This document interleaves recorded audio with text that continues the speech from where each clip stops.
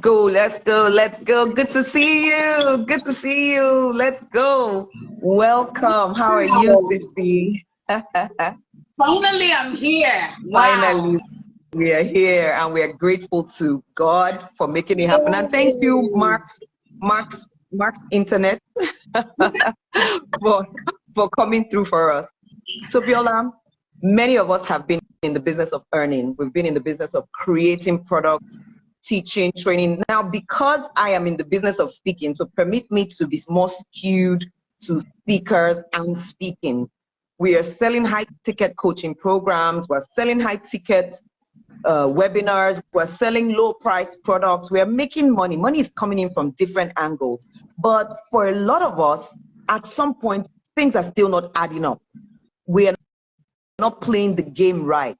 Please tell us what we are doing wrong, and immediately start telling us how to make corrections to these wrongdoings. We submit ourselves to your leadership and your trainership. Indeed, trainership. Joyce coined the word. Hello, Yes, everybody. Good afternoon, good morning, good evening, depending on where you're joining from. It's my absolute pleasure to be here on the Queen of Talks. What am I going to call this now? Show. The show. Thank you so much for having me. You know, I feel so honored and privileged to be talking to you guys. In fact, that question is a big question that you have asked, because you see, I didn't just come up with the Unlock the Wealth Code, and maybe I'll use this opportunity to share a bit about myself as well for those who might not know me. So I'm a career professional of close to about 20 years. And in the space of my 9 to 5, I have worked as an investment banker. I have worked in one of the big 4 audit firms, specifically in the financial services sector. So think about all the banks that you know. I probably have audited most of them. Your Zenith, your Access, your GTB, Wema, Sterling, those were my clients. And then, of course, moving in from consulting, I then also went on to become the Group Chief Financial Officer of one of the biggest family-owned investment conglomerate. Let me put it that way. Because they have investment in different sectors. And I found myself at a very early age, I think I was about 31 or 32, when I became a group CFO, and I was overseeing about 16 subsidiaries. But that was not the most important thing for me. Beyond understanding how businesses work and create value, you know, remember I'm coming from consulting, where I've always been the one saying, do it like this, do it like that, do it like this. You're not doing it well. Yes. And I find myself in a place where I'm the one that is tasked with the responsibility of value creation. So I understood firsthand what it means for a business to be an asset as it stands on its own, right? But I just did not understand it from the angle of a business manager. I understood it from the perspective of a business founder, an investor who has invested in a business for the purpose of value creation, for all the shareholders and him or them, as the case may be, as primary beneficiaries of the value that the business is creating. So I have my target cut out for me at the beginning of the year. What should every business bring back home? When I say back home, it's not just profitability I'm talking about. It's given that businesses are going to be profitable. Yeah? But what dividend is this business going to pay? It is determined at the beginning of the year. And that's one thing I want you business owners to hear, and hear me clearly. Because you are, first of all, an investor in your business before you are an employee who is managing it. Remember, you handle I don't think many of us have thought of ourselves as investors in our business. And that is where we think of ourselves as the engine room of the business. Okay, so investor, I've taken that one first. Yes, we are employees, bloody employees. Yeah. So you would even beg some of them looking down. I'm taking my notes. Yeah, you would even beg some of them to earn salary. That's how much you think of yourself, right? You just carry that title of CEO, and you tell yourself, without you, nothing will happen, and all of that. Sure. Meanwhile, the mindset you should have when you get into business, and some of us got into business in different ways, right? But when you get into business, right, because whether you like it or not, you will have started your business with whatever minimum capital that you started with. Maybe you even borrowed from family and friends to join. And then as the business grew up, you even borrowed from the banks or from angel investors, or you got money from other financiers, whatever the case is. Everybody has an interest in your business, including your employees. They expect their salaries at the end of every month. So you have stakeholders who have interest in the business, and they're looking for you to be able to create value with that business. Yeah. Now, you as an employee, you also have an interest because you must earn salary. But more importantly, the biggest interest you should have is you, the investor. What value is this business creating for you? Because that is where you can create wealth.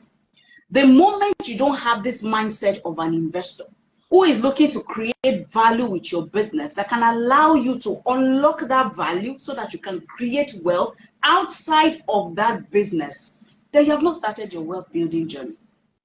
Why did I even think about this challenge? Of course, I mean, I moved on from that role, and I was privileged to set up one of the most professionalized single family offices in Nigeria. Time will not permit me to talk about what a family office is, but I think the simple definition I will give here, right, is that it's a firm or a structure that is set up to manage the financial, or should I say the wealth, and the family interest of the people that have set it up.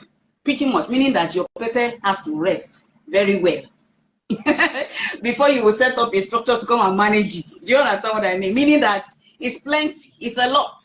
So you need professionals. You need to now aggregate professionals who will bring their expertise on board, and all they are looking at every day is how to grow that wealth, how to multiply it, how to preserve it, and make sure that it transitions seamlessly and is protected,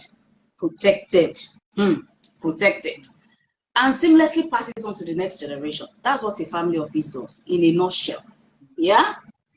And I did that for about 8 years before I decided, you know what, a lot more people need this thing. A lot more people need to be thinking this intentionally about building generational wealth. And so in the last almost 3 years now, I have gone ahead to set up a multi-family office that goes out to then help many more families. Okay. Now let's come back to why this challenge. I am doing this challenge for the very first time. For somebody who doesn't know the challenge you're talking about, please tell us what that challenge is and why. The Unlock the Wealth Code Challenge. The Unlock the Wealth Code Challenge. Why did I decide to do this challenge? Typically on Instagram, I rarely talk about all these other things that I just shared. You know, all the work I do with billionaires, millionaires in dollars. I rarely talk about it because, again, it's supposed to be private wealth management. Yeah? People see me on Instagram, they know me as a structure coach. I am still the structure coach because guess what? Structure is at the heart of everything, even in the way you create wealth and manage it. If you are not a structured person, it will show in every area of your life. It will show in your finances. It will show in your health. It will show in your relationships. It will show in everything. So at the heart of the work I do is structure. So I help people to structure their wealth so that they can grow and multiply it, and then it is growing sustainably, and then they can pass it on to the next generation. Okay. So back to the why of this challenge. Why are we doing this challenge? This is the first time I'm running this challenge. Why did I decide to do it?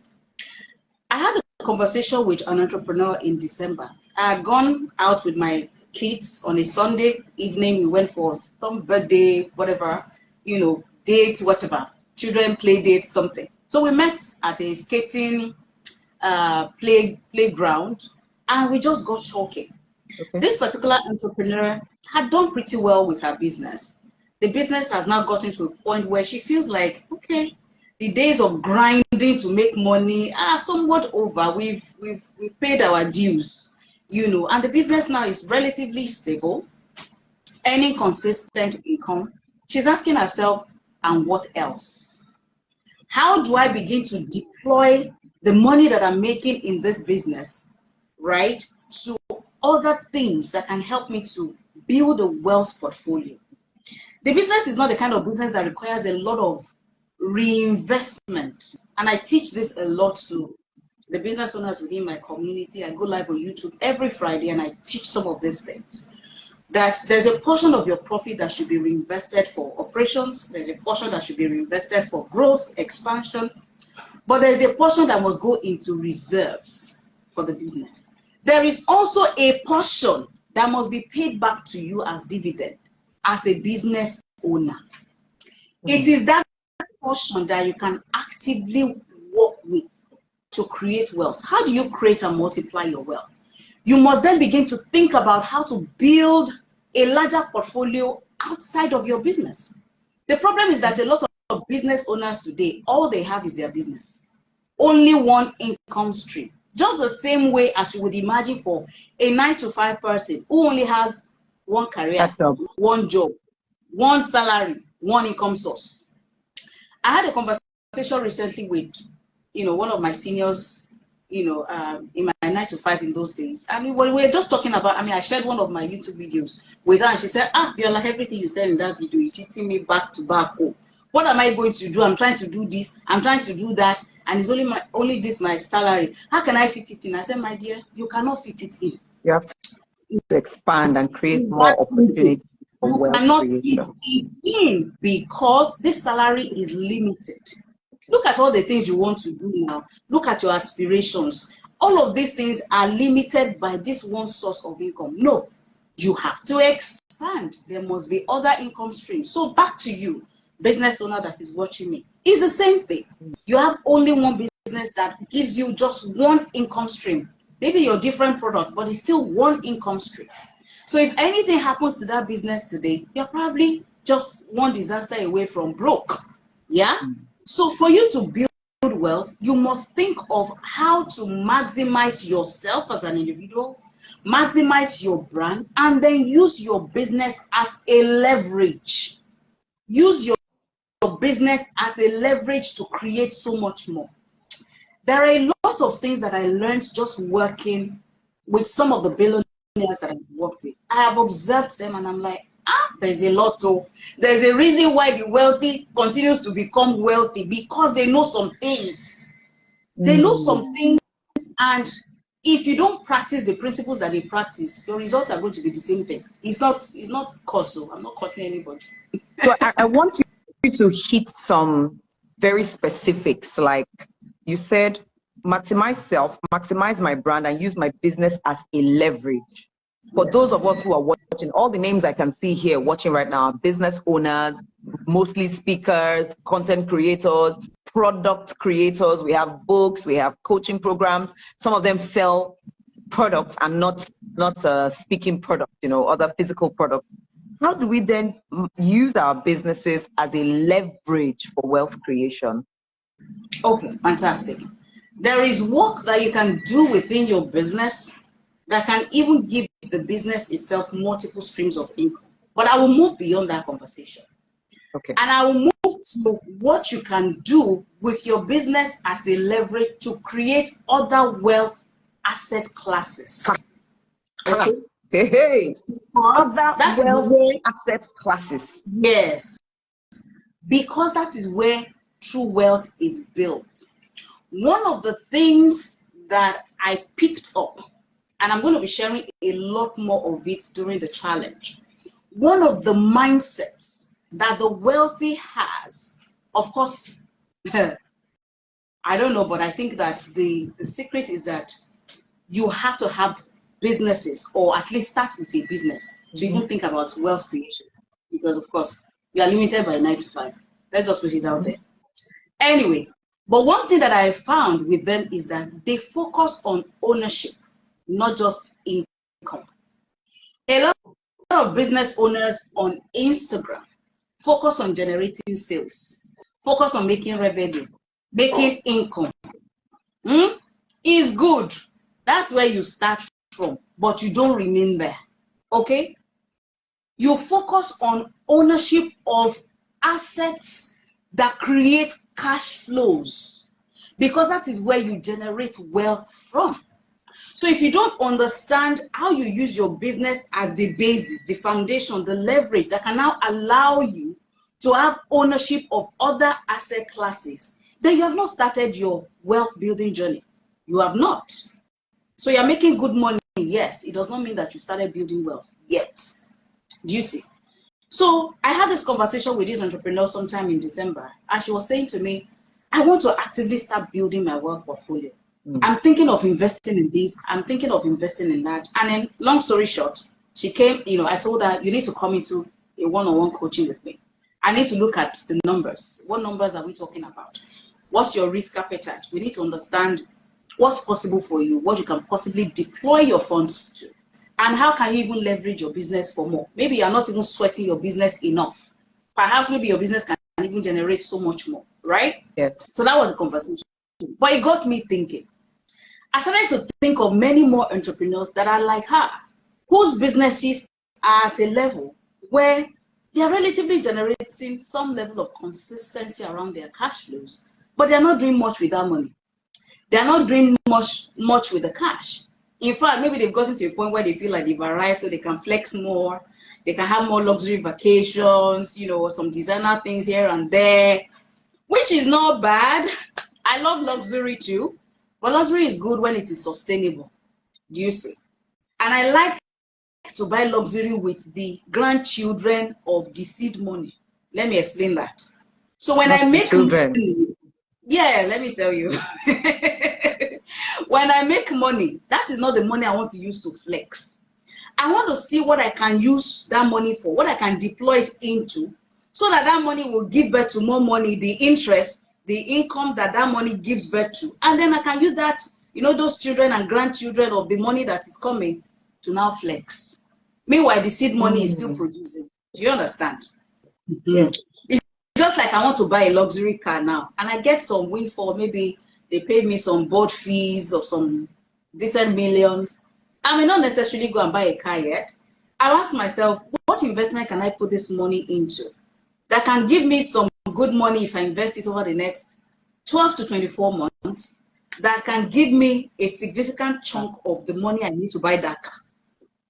Do you see? So the money is still giving birth to something, but I'm going to use the grandchildren or the children of that money to deploy it to my car that I want to buy, whatever it is. Luxury lifestyle. That is how the wealthy build wealth. Delayed gratification. They understand how to leverage their businesses. They don't see their businesses as the way most of us see our businesses, the way it's just our daily bread that we're concerned about. It's beyond your daily bread. If you have this mindset, in fact, the way you would approach your business from tomorrow will be very different. Yola, I think something you've just said, I am not even sure that even I, Joyce Daniels, have heard it this way before. So yes, I could pride myself in the fact that I know what delayed gratification means or is. But have I really understood it as it is the grandchildren of my income or my profit that I am delaying till, not just don't buy it today, buy it when you have made times 4. So that times 4 would have children and grandchildren. That is what will give birth to my luxury. So I think the way you've explained with these grandchildren and children is different from the normal understanding of delayed gratification. And I put off the comments because I didn't want it covering your face. I'm sure if I had asked right now, how many of us have looked at delayed gratification in this way, some people would actually go, not so much. So what we have been seeing delayed gratification as is, don't buy that luxury item when you make 4 million naira. Buy it when you have made 40. But that 40 might still be the first entrance, not reproduction of same. Oh my God, my mind is blowing up here. Okay. So you see this challenge, we're not going to have normal conversations. I know there are many, just on Instagram alone, there are many people talking about money, right? It's not a new conversation, but there are things that people need to know that is not commonplace knowledge. There is a mindset that the wealthy has that allows them to build wealth in a way that the average mind does not know. And the truth is that if you've not been exposed to it, You cannot know. It's as simple as that. It's as simple as that. Those are the secrets. A little more about what some of the goings on will be during the challenge. So during this challenge, we're going to have 21 days of interaction. In those 21 days, I'll come on live for about an hour and I will teach one principle, drill it down. You know what they say about habits? If you practice one habit, at least for 21 days, there is a high chance that you will master that habit and it will become permanent with you, or at least it will become something you'll be more comfortable to continue to do, right? So that's why we're doing 21 days. That's why we're not doing 3 days. That's why we're not doing 7 days. 21 days. So 21 days of please, learning. Let me just ask.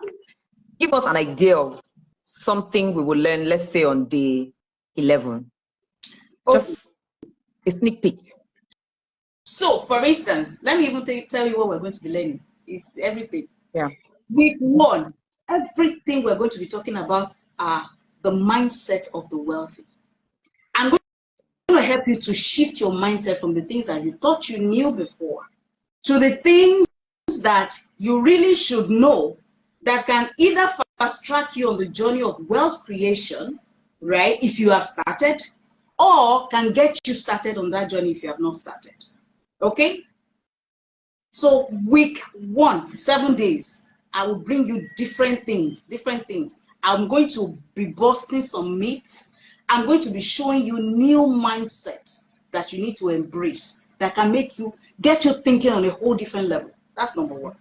Week 2, we're then going to focus on strategies of how you can build wealth. We will talk about the different tools, the different structures, the different asset classes, the different things you can do that you can explore, starting from where you are.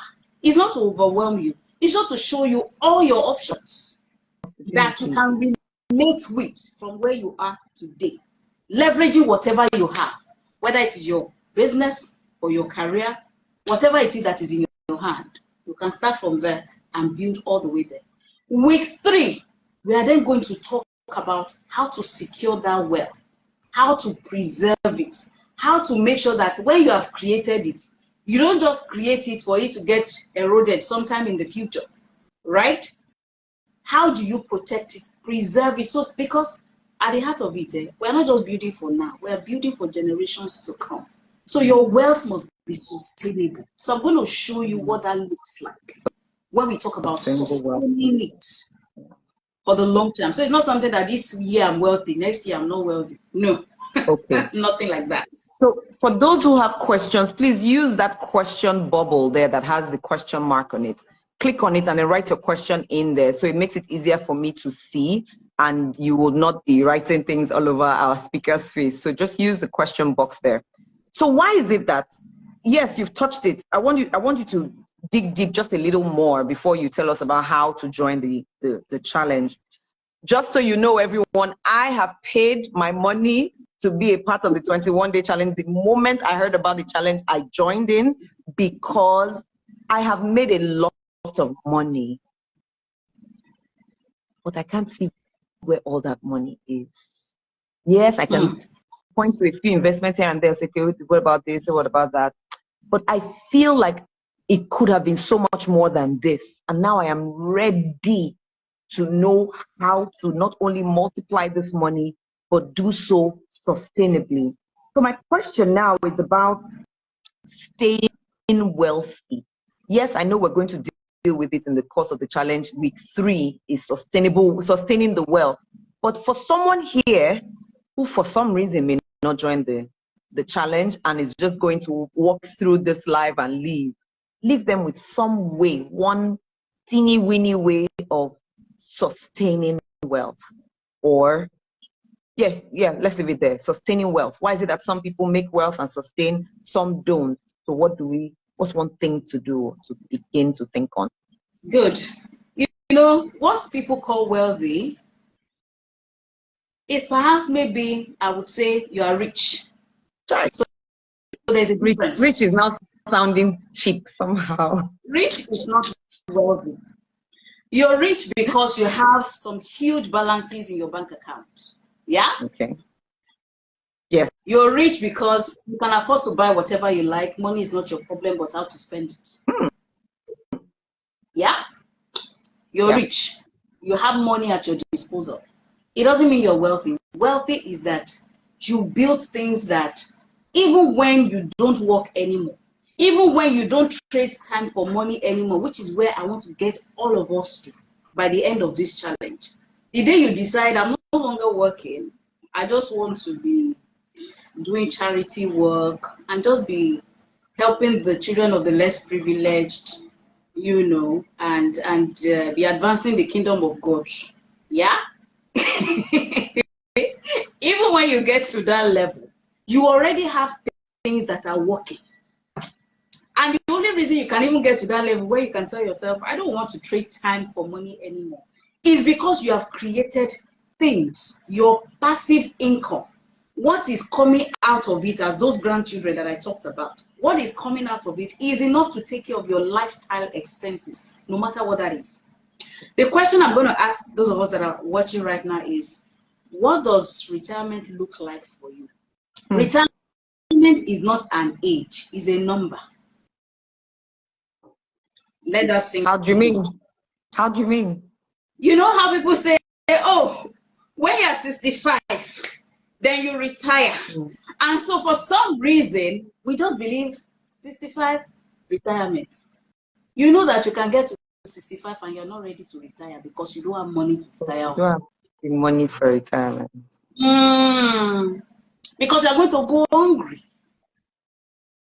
So, retirement is a number. How much must you have that can make you feel like I'm ready for retirement? And you can retire at 45 when you hit that money, that value. Yeah? Yeah. So retirement is a number, meaning how much is my lifestyle expenses today? And I'm projecting 20 years, 30 years from now. With the kind of lifestyle that I want to live, how much will I need comfortably to be able to afford that lifestyle? When you know that number, then you walk back. And then you have an idea of the value of assets that you must build today that can take care of that lifestyle expense. So back to your question, how do you build wealth sustainably? You build wealth sustainably by building assets that continue to fund your lifestyle and whatever aspirations that you have till you are ready to say, Lord, I'm ready to be with you. And then you leave the rest for the people that can eat it. Fantastic. Thank you so much. I have 3 questions in here. Let me take the first one. Oh, I thought I saw 3. Ayobami, hi bro, says, thanks Biola, super engagement so far. Are there particular tax regulations or incentives in the Nigerian climate that lend well to family office structures? That's the first question.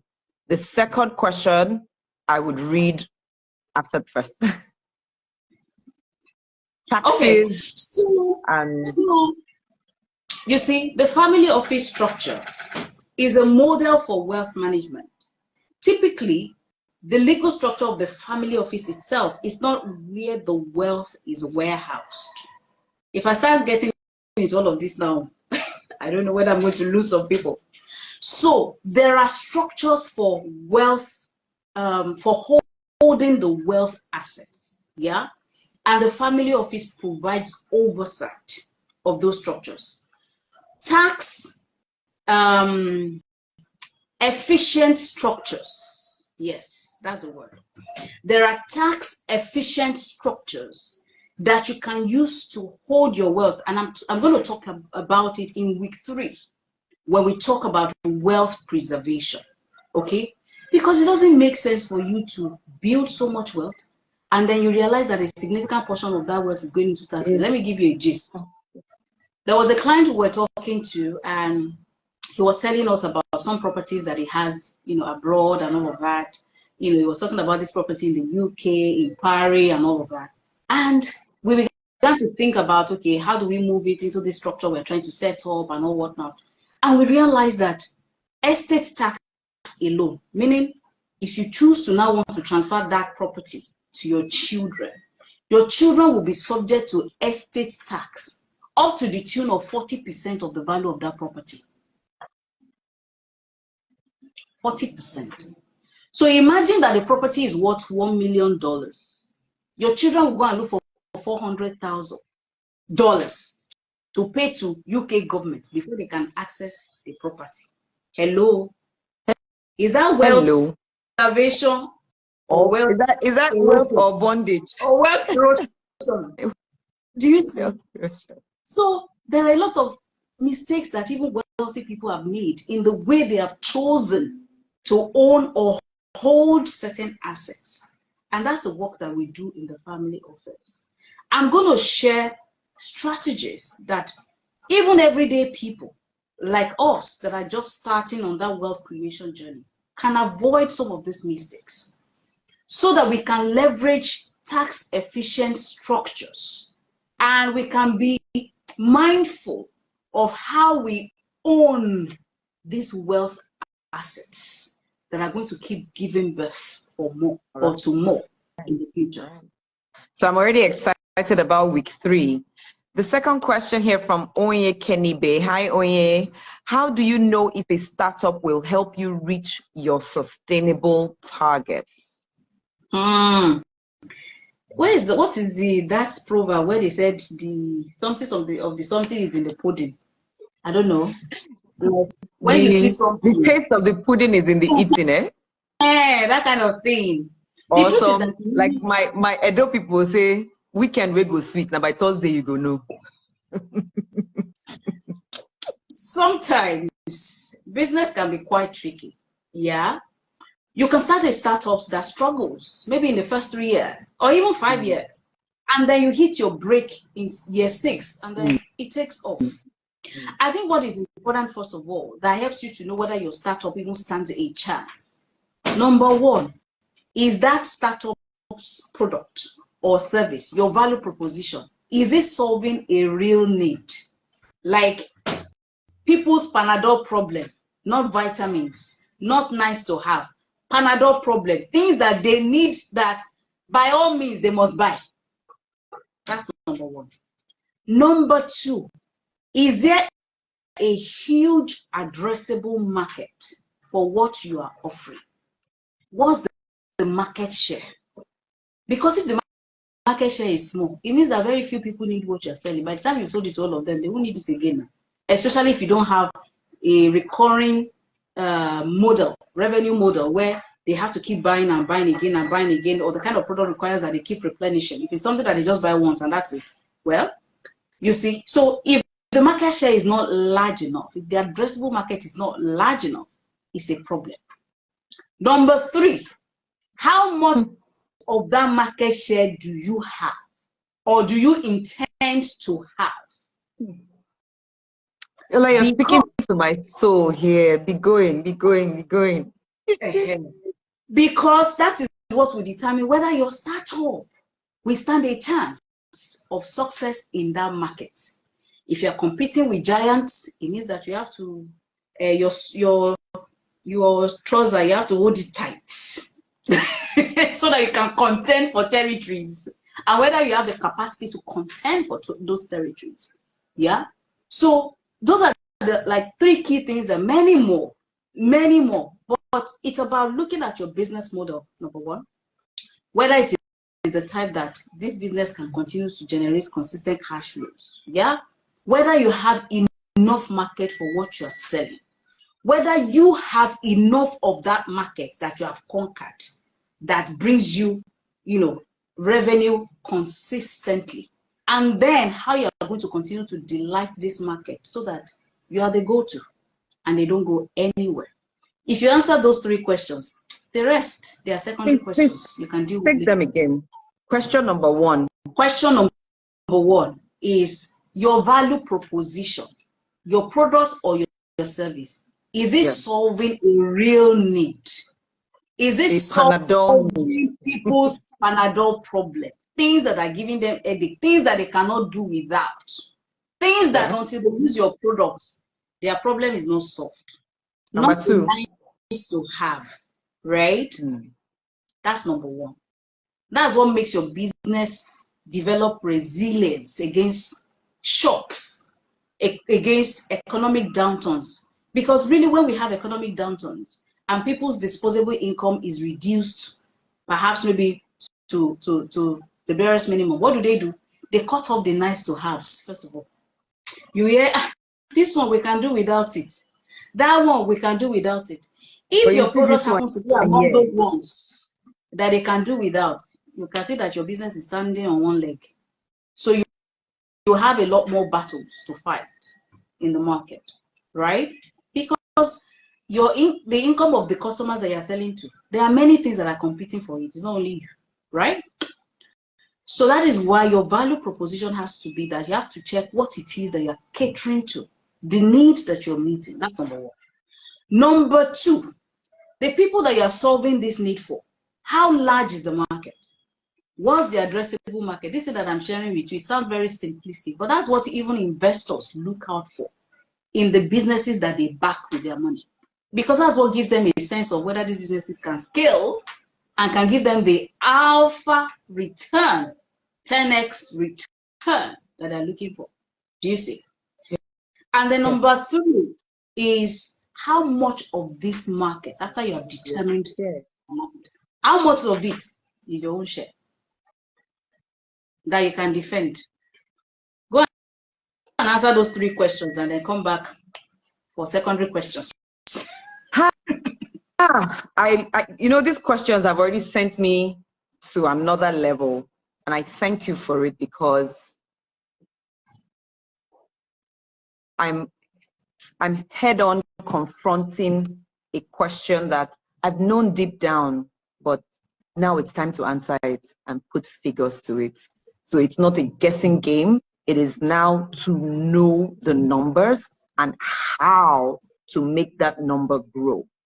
So my final question to you for today, I don't think there's any other question in the question box. Thank you to those who have asked, is how do we join the challenge and how does the challenge run? Two questions in one. How do we join? How does the challenge run? Guys, just go to the link in my bio. It's there. I'm sure my team members are also on this call. They've dropped the link at some point. Okay, I will turn on the comments now so that they can start dropping the link again. But if you don't catch the link during the course of this live, just go to the link in my bio. It is there. Just go and join. That's the only thing I can tell you, because there's only so much I can say. And I'm not going to beg you, because the conversation we're going to be having in the challenge is an elevated conversation. I'm not about to tell people, oh, you have to save, you have to. We're past that. No. We've been there, done that, past that. It's part of our lives. The conversation is elevated. We are building wealth. So if I'm still telling you, you need to save money, you need to know how to, we'll probably start from there just to refresh our memory. Just to refresh. But I'm telling you that is not the conversation we want to have. The conversation is for people who are already ready. They just need someone to just show them the way. This is the way. Walk in it, as the Bible says. Yes. That's it. You've been thinking seriously about building wealth, and you're not quite sure, you're not quite sure what that should look like. You need some guidance. You need practical strategies. You just want to understand how the wealthy play this game, and you want to be able to play the game as well. Just hop in. That's where the conversation is going to be happening. And it's running how? What platform? How do people join from all over the world? Yeah, so once you sign in, you definitely get emails. You get routed into a WhatsApp group. We have a community already. We will have some conversations in the WhatsApp group, but the live sessions will be hosted. We'll send you the link to the platform where it will be hosted. You will join live. We'll have those conversations. I'll be able to also take some questions during the live sessions. But more importantly, a lot of the exchanges will happen within the community because there's only so much we can do within a 1 hour session. So I would focus on teaching for the most part during the live sessions. And then in the community, The conversations will then go on where you can now ask a bit of personalized questions in terms of how you are taking what you've learned to your own individual situation, circumstance, or the next steps that you want to take. And you need guidance. That's where I'm going to provide you the guidance. Again, for 21 days, I will be in your corner. You'll be able to pick my brain. You can ask the questions. We would even give you some templates, some tools, some things that you can easily use that can get you started on that journey, right? For those of you that don't know how to track your money, how to track your expenses, we'll give you something that helps you navigate that so that the cost is clear for you to be clear on how much money do you have, how much money do you need to make, where do you need to deploy it, what results are you trying to get, and how are you going to get there. That's it. Thank you. Thank you so days. much. Thank you. And it starts when? It starts on February 23rd. It's a Sunday, 7 p.m. every day from then on, 7 p.m. because we recognize that a lot of us are working during the day. So 7 p.m., you need 1 hour every day. 1 hour every day. Just budget it. 1 hour every day. Come and learn. We are there. Come and learn. We are there. I know I had said it was the last question. Okay, there's another question. I don't even like saying last because I always say the conversations will always continue. How much is this challenge going for? $25. $25. 40,000 naira. Where? $5. Like, don't sleep. Don't sleep. Wake up. Collect your money. Don't sleep. Don't sleep. Wake up. Money that you will use to have lunch this afternoon. Yes. 40,000 naira. Where? $5. And this, it's 7 p.m. Nigerian time. Please convert to your own. Yeah, so you can convert to where you are. It might be 2 p.m. for you. It might be 9 p.m. Yes. But we'll be there. 7 p.m. I will be there live. I've paid my $25. I'm sitting in front with my notes. I'm wide awake. Wake up. Wake up. Collect your money. Because this year is the money year, not just for me and my community, but for as many as have stayed on to watch either live or you're watching the recording. This is our money year. And the truth is, if we don't make the money this year, or at least we are not on the right path to making the money this year, then it's nobody's fault but ours. Yes, so we are all at cause. Let's all put ourselves at cause. Look, I am so short. January showed it to me 100%. We are not dependent on Nigeria's economy. We are not unaware of what's going on in the economy, but we are not, our wealth creation is not dependent on what the economy is. It is in spite of what's going on in the economy. That's why we need to learn some of the things from someone like Biola that says the efficient way to do it so that the economic policies don't now show you shege after you have made all this wealth.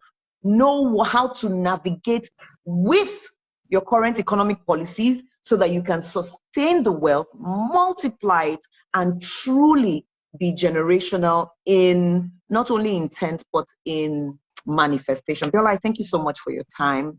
I'm so grateful to you for coming to share of this with my community. And we look forward to seeing you on the 23rd, on Sunday, the 23rd, on day one. And we will stay through with it 21 days by the grace of God till the very end. Do you know what the last date is? Do you know what that day is going to be? March what? March. Do you have an idea? March something, I don't know. That's fine. I'll go put it up in my diary now so I know the last day, the first day, and I make sure that nothing is touching my 7 p.m. Nigeria time on the calendar. Thank you to everyone who's joined us. Please share with someone who you believe should be a part of this journey, should be a part of wealth, the unlocking our wealth code, unlocking our wealth for sustainability. Just share this. Click on that arrow at the bottom there. Share to them and let them be a part of joining Coach Biola these 21 days so that by the time we gather 31st January, while some people are doing dirty December, 31st December, while some people are doing dirty December, some of us will be doing wealthy December. Some of us will be saying, I ain't got time for this because my wealth is just wealthing. Like, wow. It will be a clean, wealthy, healthy December for all of us. Thank you, Absolutely. and have a Thank you, wonderful everyone. evening. Bye for Looking now. forward to seeing you. Bye. Yes, bye.